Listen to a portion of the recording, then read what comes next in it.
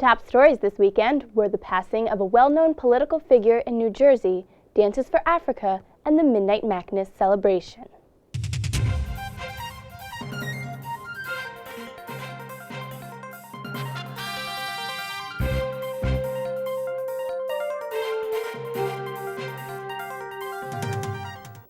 Welcome to the news at Rider. I'm Steph Chartel. This Friday, the faculty member Dr. David Rebovich passed away. Mordecai Rosansky had this to say about his passing. A loss of this magnitude cannot be expressed in words. David's contributions to our community, his passion for his work, and his love of teaching were unsurpassed. For 28 years, he served Rider with a great distinction as a faculty member, chair of the Political Science Department, assistant dean, and as managing director of the Institute for New Jersey Politics. Among his greatest contributions was his role as mentor, advisor, and inspiring teacher to generations of Rider students. The thoughts and prayers of the entire university community are with David's family. If you missed the Mercer County College Fair this past Thursday, then you might not be able to get good opportunities in the area. This fair allowed students to look at classes and possible jobs given by the Mercer County College. The event started at 6 p.m. in the SRC. MAACNESS. What's it spell? That's right, Rider. This past weekend marked the annual tradition of Midnight Madness. Each year, students, staff, and faculty rave about its success, but do they know what it takes to get the job done? On the evenings of Wednesday and Thursday, October 10th and 11th, Rider students gathered in the Alumni Gym in preparation for the university's biggest campus event. With the dedication of Rider's emerging leaders, Student Government Association, and Student Entertainment Council, this year's Madness was bound to be bronc wild. The goal is to promote school spirit and pride, let everybody have a good time. We're going to have a really good teams on both sides, men and women this year. We wanted to come out and support it. We have a brand new logo, kind of a new identity kind of thing. We're trying to bring back the Bronx Zoo, which to us is just a wild and crazy place, lots of fan support, and our teams love to play in. This year's theme was the Bronx Zoo. Paintbrushes, glue, X-Acto knives, and colorful paper are only some of the materials that filled students' hands in goal to create a wonderful world of wild. Students envisioned what they wanted, worked at it, and created artistic scenery to enhance the zoo. Rider's cheerleaders shared the gymnasium throughout the evenings, perfecting their routine for their 2007-2008 premiere. Stay tuned to see what all of this talent created come Friday night. At 7:30, in the intimacy of the Rider University Art Gallery, Mike Green played jazz piano standards and improvisations. The performance was free. Mike is a member of the Westminster Conservatory. Other members from the Westminster Choir College are set to play next week in another spotlight on the Rider Art Gallery. The Rider University's dance ensemble and dancers from the American Repertory Ballet, or the ARB, presented a benefit performance on Thursday, October 11th to raise money for African orphans who have lost their parents to AIDS. The performance, titled An Apple's Core, is part of the dance ensembles and the ARB's Dances for Africa series. The performance took place at 7:30 in the Spitz Theater. Scott is the catalyst for the concert series. She spent 6 weeks working in an orphanage in Kenya last summer and was looking for ways to continue to help the children. She joined forces with Dr. Kim Chandler Vaccaro, the director of the Rider University and Princeton's Ballet School's dance program, to raise both awareness about the children's plights and to raise money to help alleviate their impoverished conditions. Proceeds benefited the Onkata Rongai Christian Women's Works of Charity Orphanage. Gina Grasso was there to cover the event. Rider University's dance ensemble and dancers from the American Repertoire Ballet joined Rider in the Spitz Theater this Thursday night. The purpose of this performance was to raise money for African orphans who have lost their parents to AIDS. Kristen Scott, a member of the American Repertoire Ballet, inspired the event after spending 6 weeks at an African orphanage in Kenya. I lived in a slum area called Rongai. I worked in 2 different orphanages there, and I lived right with the family, so I was just part of regular life there. It's like nothing. We can't really imagine the kind of poverty that they have there. When somebody doesn't eat here in the States, you go to the homeless shelter and you get a meal or you get food stamps, and there it's people living in such deprivation, and they're desperate. They go below their morals to do what they need to do. And you have little kids looking at you and they can't eat. They're willing to do kind of almost anything, and it's just it's easier to understand the way things are there, the AIDS crisis. It's just a vicious cycle of life, of how just the hardships. The dancers performed 3 shows throughout the weekend to raise awareness about the children's troubles. The money raised will help alleviate their impoverished conditions. My hope is that for $1,200, that would pay for somebody to be trained to run an HIV test clinic in one of the communities where I work. It's called Gataka. So that would be my hope, that that this money could go towards that. It really would make a huge difference, and I'm so grateful to Ryder and these dancers and Dr. Kim for putting this all together. This is Gina Grasser reporting from outside the Spitz Theater for Channel 20 News at Ryder. The Bourne Ultimatum played in the Bart Luedeke Theater this past weekend on Thursday at 7:30 p.m. Next week's movie is Hairspray. This movie will play at the same time and will run till Saturday at 7:30 p.m. On Friday, the Macness festivities began.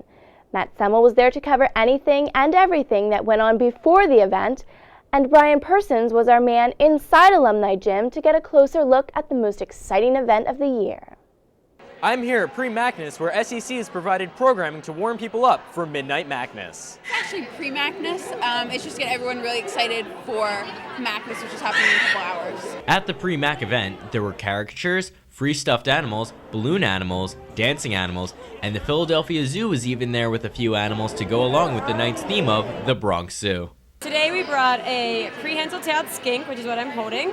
Behind us is Machu, a blue and gold macaw. We also have a guinea hen and a North American porcupine.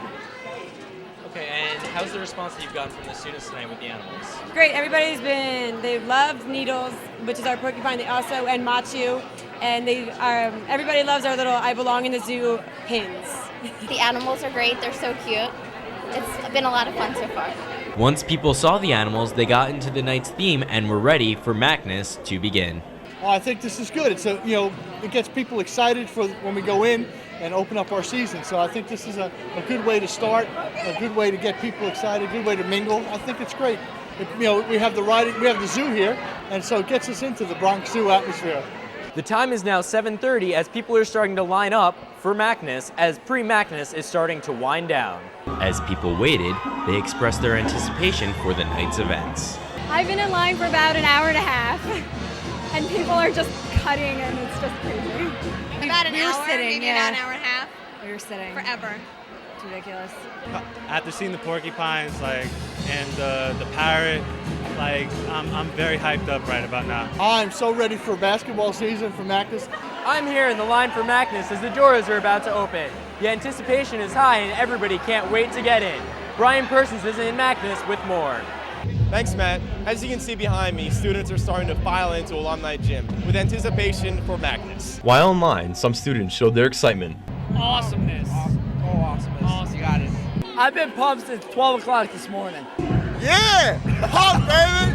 Woo! The festivities quickly got started by the MC, Jameel Mosley, but not before a very special someone was released. I don't even know if the Bronx is going to be here tonight. He was reported missing, so hopefully he'll be here.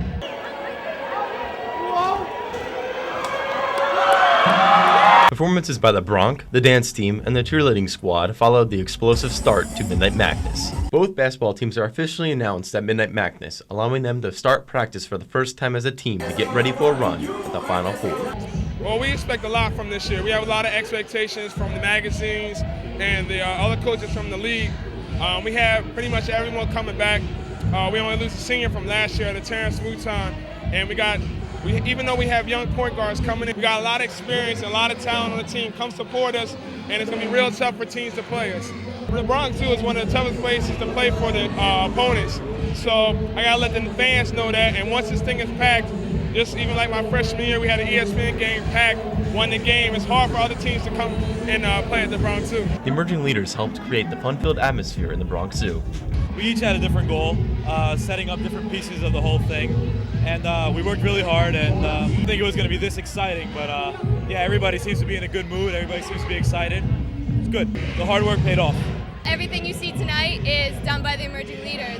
This group has been the most dedicated group of people that I've ever worked with. They were there when we needed them to be. They showed up, they were creative, they problem solved. Everything that we taught them to do, we did. And that's what makes Midnight Madness this big and this huge. Another Midnight Madness has come to a close, but the basketball season has just begun. The News at Rider will be covering more basketball games this season than ever before. This has been Brian Persons for Channel 20 News at Rider. Can this year be outdone? We will just have to wait till next year to see if the emerging leaders and the other groups can do any better creating an atmosphere to start up the basketball season. Helena Maria was here to stop at the Starbucks Live Music Series. Students this Saturday at 8:30 p.m. had a chance to hear these twins rock out and drink some coffee while listening. Garrett Williams caught up with the sisters during the event. This week's Starbucks Live Music Series performance continued with the performing artist Helena Maria.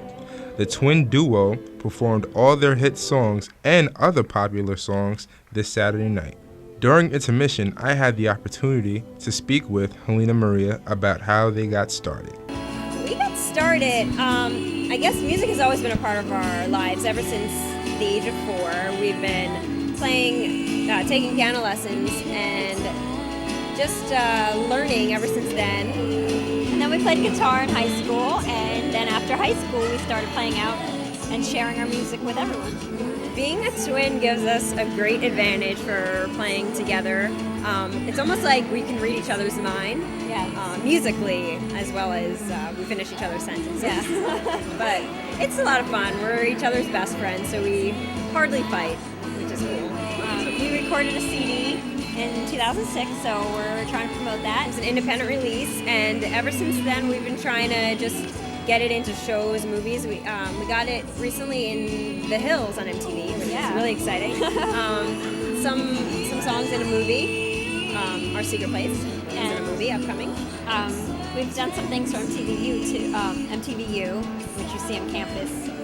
We've won a contest with that, and we played at their campus invasion tour this year, so that was a lot of fun. For more information about upcoming events, please visit the Rider website. This is Garrett Williams, reporting from Channel 20 News at Rider.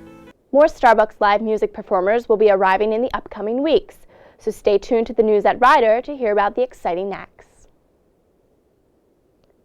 The Office of Campus Life at 12:45 p.m. wanted students to come out and see a Sunday afternoon football game in the SRC lobby.